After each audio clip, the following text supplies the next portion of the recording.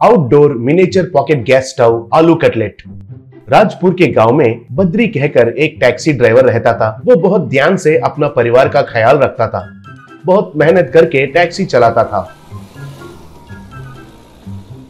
बद्री को राजू, श्याम और दिनेश कहकर 3 दोस्त थे। एक दिन राजू रिश्ता देखने के लिए उन सबको कार में चढ़ाकर लेके जा रहा था। बद्री का कार का तेजी से तो बगल में से साइकिल्स और भी तेजी से जाने लगे।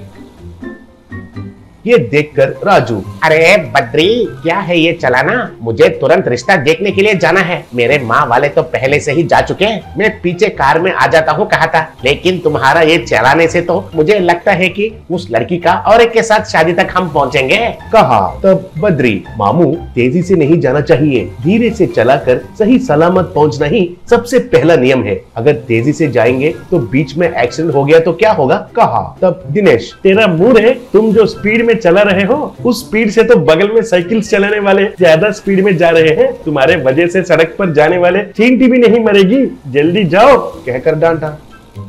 ऐसे थोड़े दिन बीतने के बाद एक दिन राजू, दिनेश, श्याम तीनों बद्री को बुलाकर उसका टैक्सी में गांव जाना है कहकर बद्री से पूछे। तब बद्री, देखो मामू, मेरा टैक्सी कहीं भी नहीं लेके जाऊंगा और उसमें हमारा पर्सनल काम के लिए बिल्कुल नहीं इस्तेमाल करूंगा। ये मेरा जीवन आधार है, चाहिए तो मैं भी आपके साथ पैसे देकर चलता हूँ, दूसरा गाड़ी में जाएंगे कहकर उधर से चला गया। तब श्याम से राजू, अरे इसने तो मेरा शादी का रिश्ता देखने का दिन कितना परेशान किया था, याद है ना? बद्री को ऐसा ही नहीं छोड़ना चाहिए, उसके साथ एक खेल खेलना चाहिए। हम उसे ले जाकर जंगल में छोड़ देंगे, तब तक उसे बुद्धि नहीं मिलेगा कहा। तब बाकी के दोस्त भी ठीक है कहे। बाद में एक कार को किराए पर लेकर बद्री को चढ़ाकर कार में जंगल में गए।